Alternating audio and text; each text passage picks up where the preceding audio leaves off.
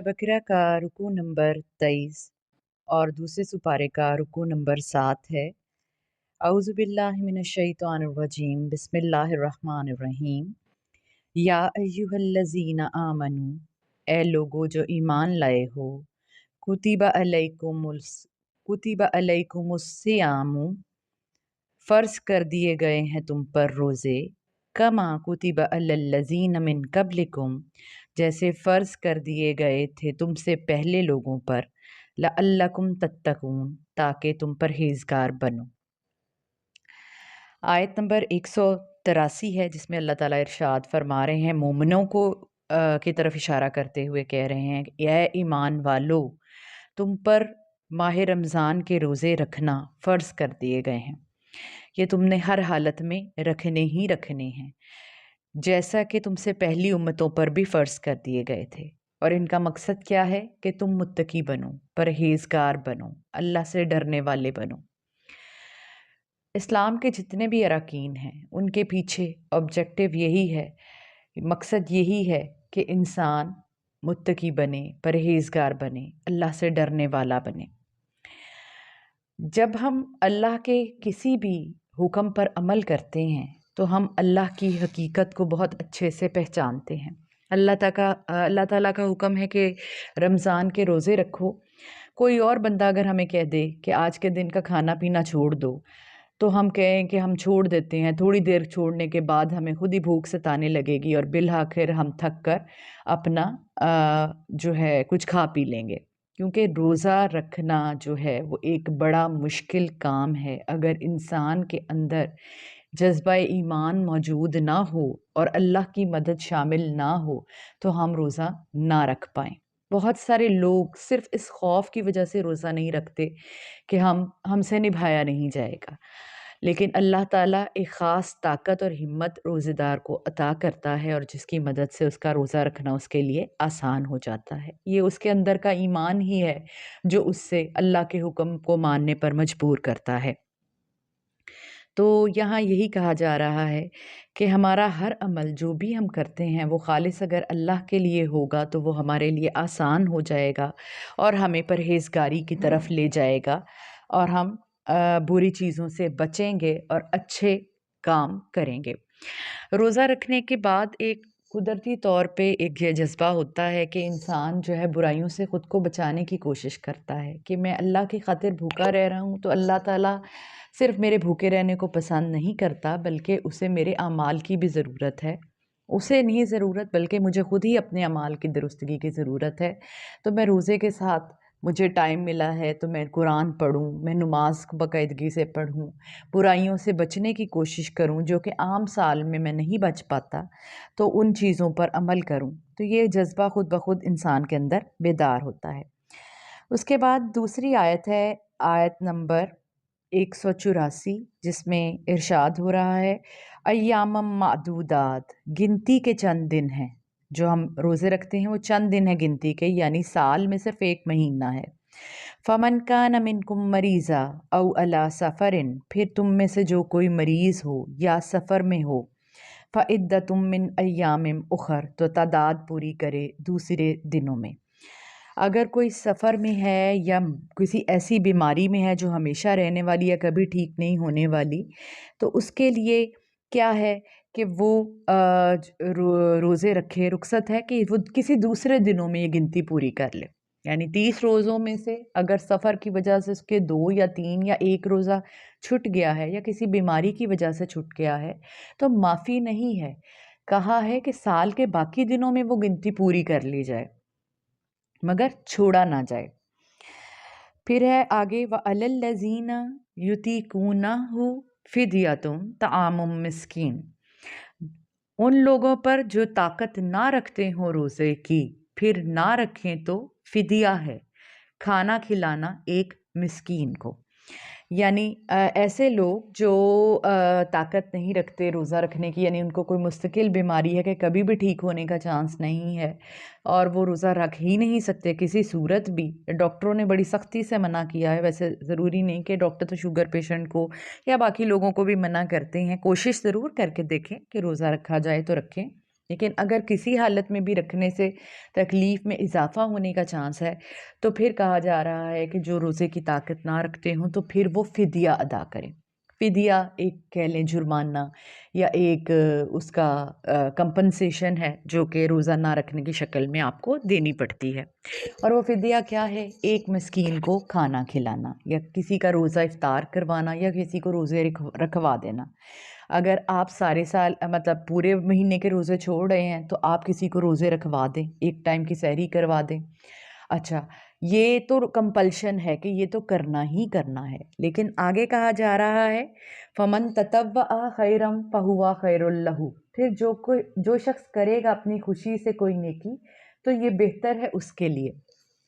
ضروری نہیں ہے کہ کمپلشن تو یہ ہے کہ آپ نے ایک شخص کو ایک وقت کا کھانا کھلانا ہے، لیکن اگر آپ صاحب استطاعت ہیں تو آپ 2 وقت کا کھانا بھی کھلا سکتے ہیں، ایک سے زیادہ بندے کو بھی کھانا کھلا سکتے ہیں۔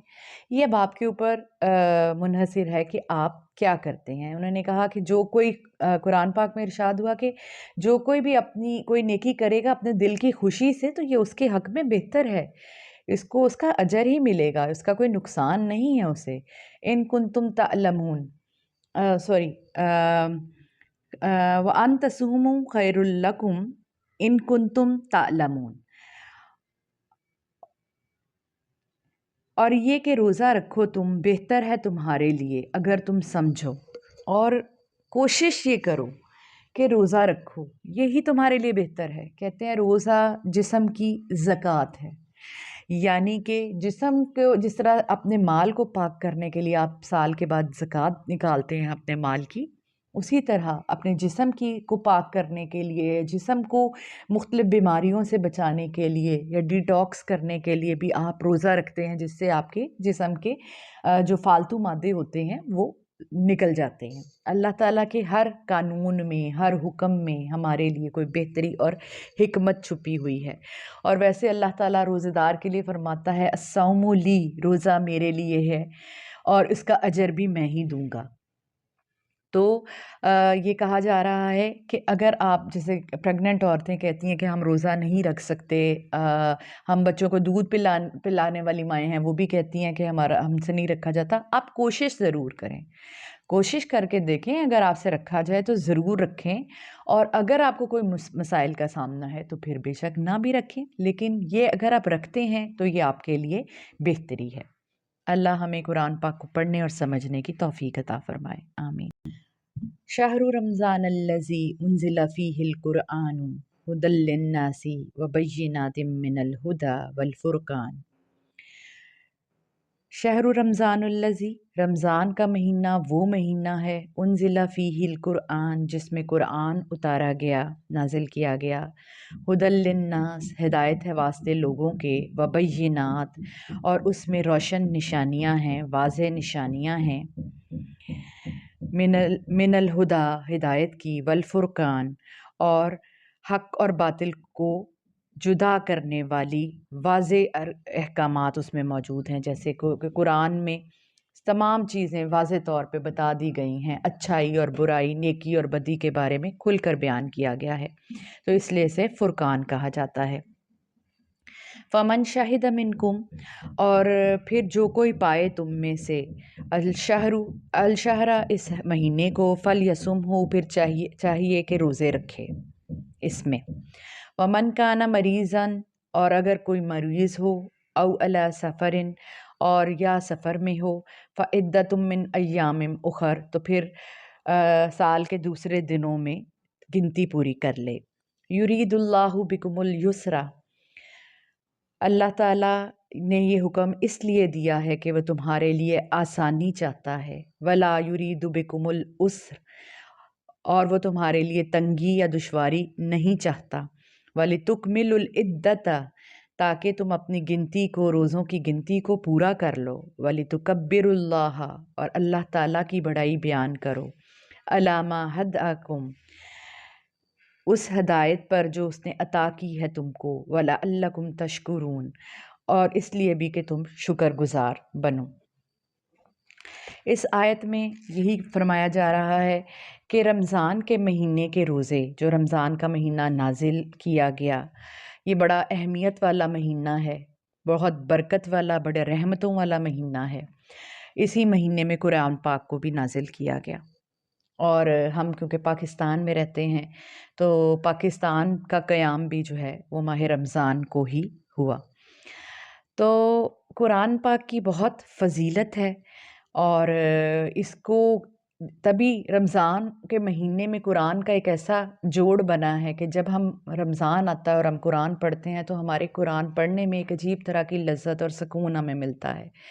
جو ہمارا اللہ کے ساتھ کنیکشن رمضان کے مہینے میں جڑتا ہے، ہماری نمازوں میں اور ہمارے قرآن میں جو جذبہ آتا ہے وہ عام دنوں میں وہ محسوس نہیں ہوتا۔ ہم اللہ کے ساتھ بہت زیادہ جڑ جاتے ہیں اس مہینے میں۔ دوسرے تراویحاں بھی پڑھائی جاتی ہیں، اور وہ بھی ایک رابطہ ہوتا ہے مسلمانوں کا اللہ تعالیٰ کے ساتھ کہ وہ قرآن کو نماز کی حالت میں بھی سنتے ہیں۔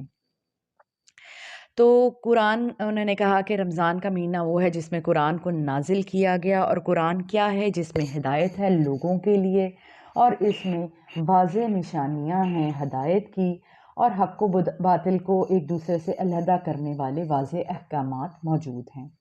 پھر جو کوئی آپ میں سے رمضان کے مہینے کو پائے تو اسے چاہیے کہ وہ اس میں روزے رکھے، اور اگر کوئی مریض ہے، کوئی مستقل بیماری کا شکار ہے یا سفر کی حالت میں ہے تو پھر اس کے لیے ہے کہ وہ دوسرے دنوں میں اپنی اس گنتی کو پورا کر لے، یعنی جو روزے اس سے مس ہو جائیں یا کچھ چھٹ جائیں وہ ان کو دوسرے دنوں میں پورا کر لے۔ عام طور پہ دیکھیں، نماز کی قضا ہے نماز، لیکن نماز کی بھی قضا ہے، اسی طرح روزوں کی بھی قضا ہے۔ روزے کی قضا کو پورا کرنا بھی ضروری ہے، یعنی اگر اس مہینے کے روزے آپ کے چھوٹ گئے ہیں تو آپ سال کے کسی بھی مہینے میں ان روزوں کو پورا کر سکتے ہیں۔ اللہ تعالیٰ حکم دیتا ہے آپ کے لیے آسانی کا، وَلَا يُرِيدُ بِكُمُ الْعُسْرَ، اور وہ آپ کے ساتھ تنگی نہیں کرنا چاہتا، آپ کو مشکل میں نہیں ڈالنا چاہتا۔ اس لیے اگر آپ سارے ایک دفعہ میں ہی 30 روزے اکٹھے نہیں رکھ سکتے تو آپ جتنے روزے رمضان میں رکھے جائیں وہ رکھیں، اور باقی جو ہے باقی کی گنتی باقی مہینوں میں آپ پوری کر سکتے ہیں، اور آپ یہ گنتی کو پورا کریں، اور اللہ تعالیٰ کی روزہ رکھنے کے دوران اللہ تعالیٰ کی بڑائی کو بیان کرتے رہیں، زیادہ سے زیادہ تسبیحات، ذکر، نفل اور نمازیں پڑھیں، اور اللہ تعالیٰ کا شکر ادا کریں کہ جو ہدایت اس نے آپ کو عطا فرمائی، یعنی اس نے آپ کو مسلمان بنایا، آپ پر نماز اور روزے اتارے تاکہ آپ اللہ تعالیٰ کے قریب ہو سکیں اور اس کی بندگی کا حق عطا کر سکیں۔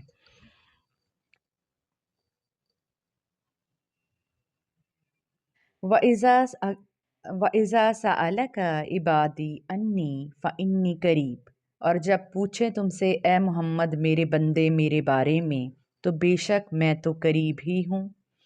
اجیبو دعوت الداعی، جواب دیتا ہوں میں پکارنے والے کی پکار کا، اذا دعان، جب وہ پکارتا ہے مجھے، فلیستجیبوا لی، تو چاہیے کہ وہ میرا حکم مانیں، ولیؤمنوا بی، اور یقین رکھیں مجھ پر، لعلہم یرشدون، تاکہ وہ راہ راست پالیں۔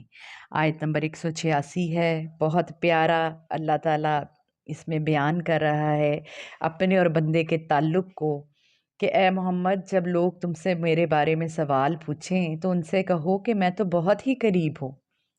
بظاہر ہمیں یہ ہے کہ اللہ تعالیٰ ہم سے بہت دور ہے، پتہ نہیں وہ ہماری بات سن رہا ہے یا نہیں سن رہا، تو اللہ تعالیٰ نے اس آیت میں اس شک کو دور کیا کہ میں دور نہیں ہوں، جب تم مجھے پکارتے ہو تو میں بہت ہی قریب ہوں۔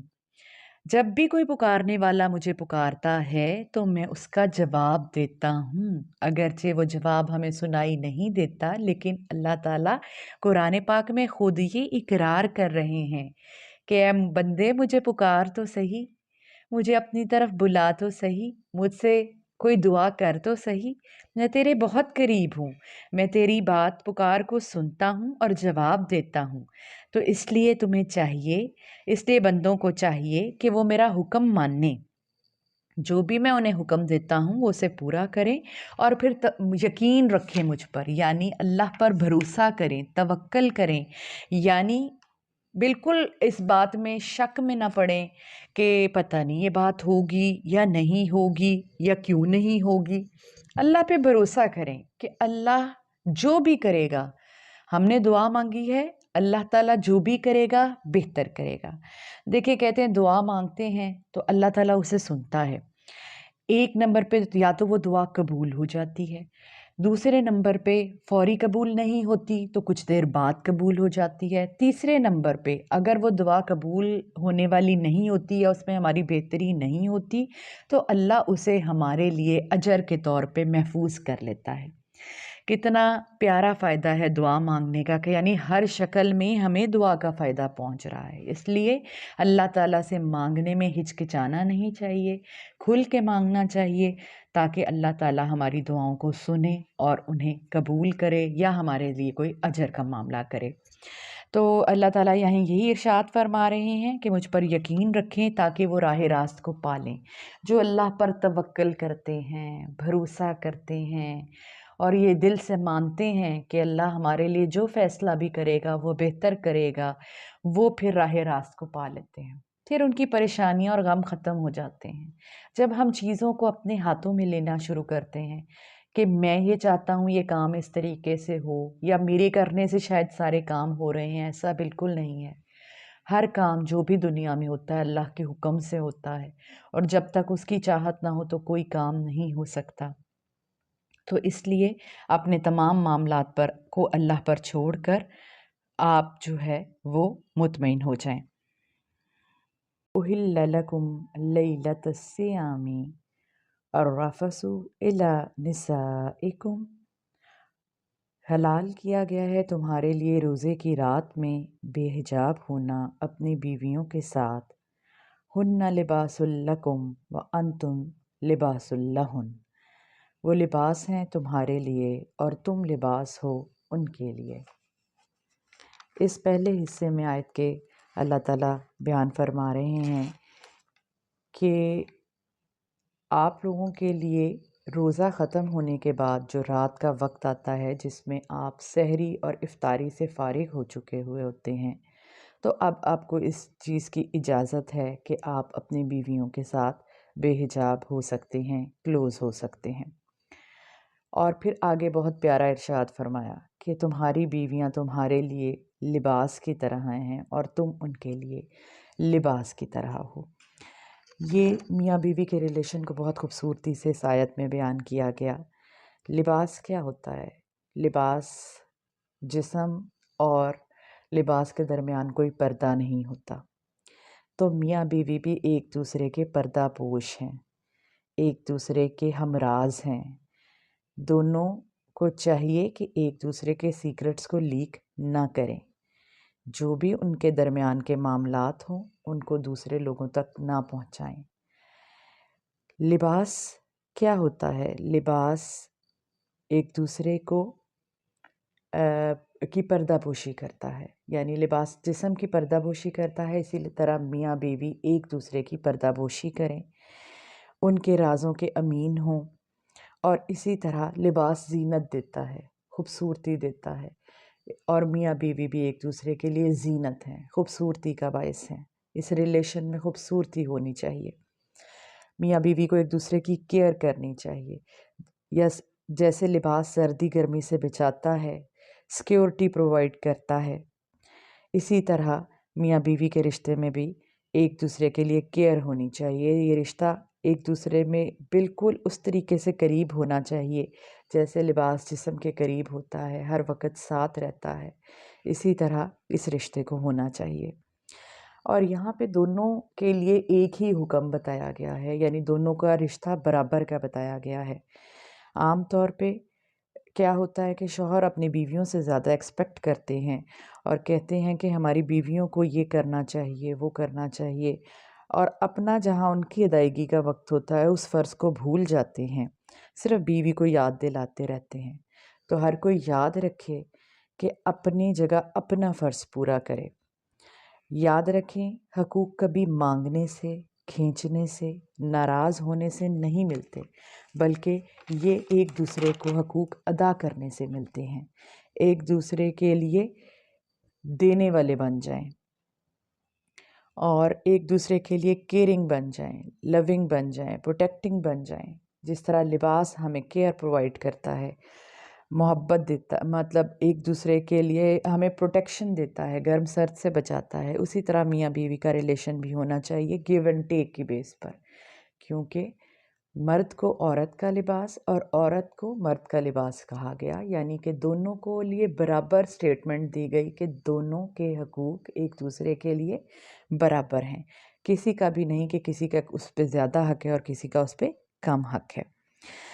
تو آگے اللہ تعالیٰ اس آیت میں ارشاد فرما رہے ہیں، علم اللہ انکم کنتم تختانون انفسکم فتاب علیکم وعفا عنکم.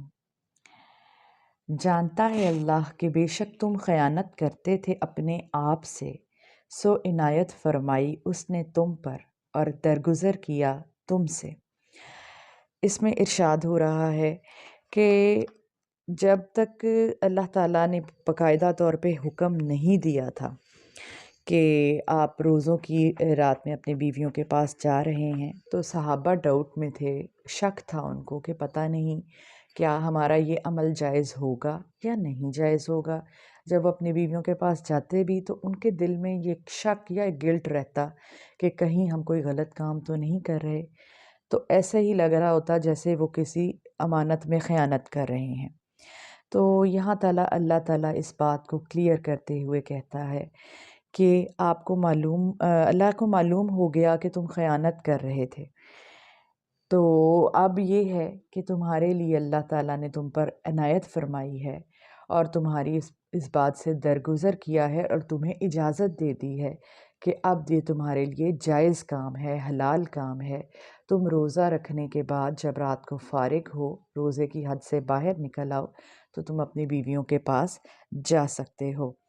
اور یہ قدرت کا قانون ہے کہ جب تک کسی کام میں شک پایا جاتا ہو، دل میں گلٹ ہو، تو اس کام کو کرنے کا لطف نہیں رہتا.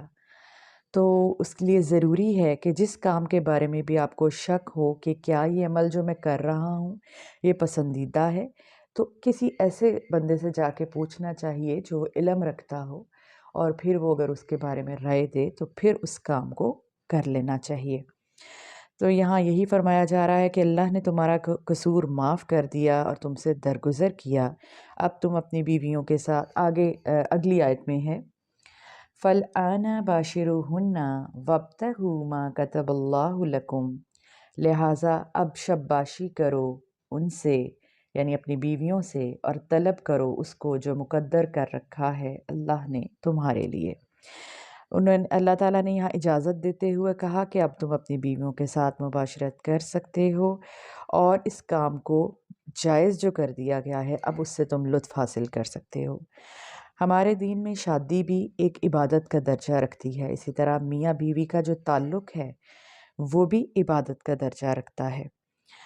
تو یہ اب جب اس چیز کو عبادت کہہ دیا گیا تو پھر اس کی لذت میں اضافہ ہو جاتا ہے. اب کسی کے دل میں کوئی شک نہیں رہنا چاہیے، اس آیت میں اس شک کو دور کر دیا گیا. پھر آگے ارشاد ہوتا ہے، وَكُلُوا وَاشْرَبُوا حَتَّى يَتَبَيَّنَ لَكُمُ الْخَيْطُ الْأَبْيَضُ مِنَ الْخَيْطِ الْأَسْوَدِ مِنَ الْفَجْرِ. اللہ نے ہاں جی، اور کھاؤ اور پیو یہاں تک کہ نمایاں نظر آ جائے تم کو صبح کی سفید دھاری رات کی سیاہ دھاری سے فجر کو. اس میں ٹائم لیمٹ بتا دی گئی. روزہ ہمیں ٹائم مینجمنٹ میں سکھاتا ہے کہ کس طرح سے ہم نے کس ٹائم پہ کھانا شروع کرنا ہے، کس ٹائم پہ کھانا ختم کرنا ہے، سحری کے اوقات اور افطاری کے اوقات. کچھ لوگ بہت اسٹرکٹ بیہیویئر کرتے ہیں اس میں کہ جی بالکل جو ٹائم ہو گیا اس پہ رکھ لیا اور اس سے ایک لقمہ بعد میں نہیں کھا سکتے، یا کھولنے کے وقت بھی ایسا ہے. تو اللہ تعالیٰ کے نبی فرماتے ہیں کہ اگر جو ہے آپ کی آنکھ لیٹ کھلی ہے اور آپ کے پاس مطلب آپ کھا رہے ہیں اور اذان ہو گئی ہے، تو جو چیز آپ کھا رہے ہیں اس کو مکمل کر لیں. اتنا مارجن اللہ تعالیٰ دیتا ہے، اس میں بہت اسٹرکٹنس نہیں ہے کہ جو ہاتھ میں لقمہ ہے آپ اسے کھا سکتے ہیں، مکمل کر سکتے ہیں. اور لیکن یہ ہے کہ اس کو ایک شعار نہ بنا لیا جائے، جیسا کہ ہوتا ہے کہ جی اگر ہمیں ریلیکسیشن ملی ہے تو ہم لیٹ آنے کو اپنی عادت بنا لیں. تو جہاں بھی ہمیں تھوڑی ریلیکسیشن ملتی ہے ہم اس وہ چیز کو اپنی عادت بنا لیتے ہیں. عادت نہیں ہونی چاہیے لیکن وقت کی پابندی ہونی چاہیے، مگر جہاں پہ تھوڑی ریلیکسیشن ملتی ہے اس چیز کو بہت ٹائٹ نہیں کرنا چاہیے. تو یہاں ٹائم لیمٹ کیا بتائی کہ صبح رات کی سیاہ دھاری سے صبح کی دھاری نمایاں ہو جائے، الگ ہو جائے، تب یہ ٹائم ہے کہ آپ یہاں پہ افطاری کو بند کر سکتے ہیں. اس کے بعد آگے ارشاد ہوتا ہے ثم اتم الصیام الی اللیل، پھر پورا کرو تم روزے کو رات تک. ولا تباشروہن، اور مت مباشرت کرو.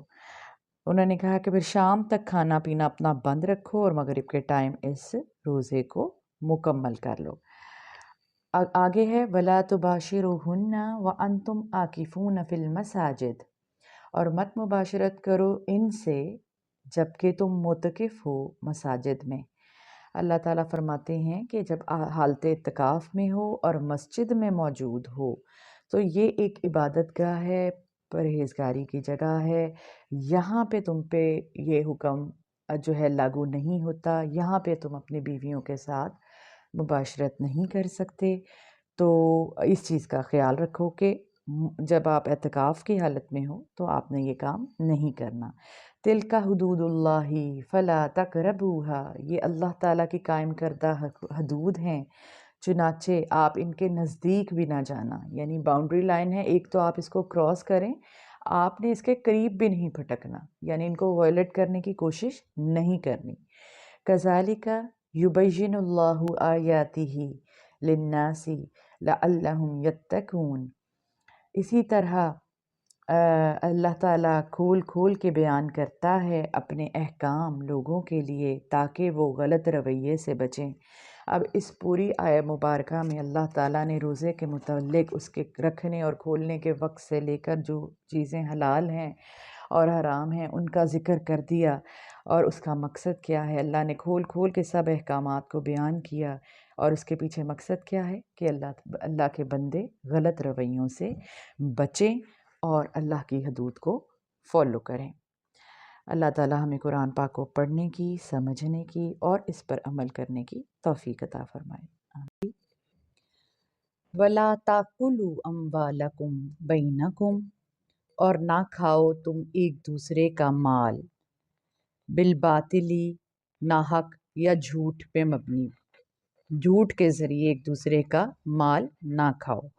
وَتُدْلُوا بِهَا إِلَى الْحُكَّامِ، اور نہ پہنچاؤ اس کو حکام تک.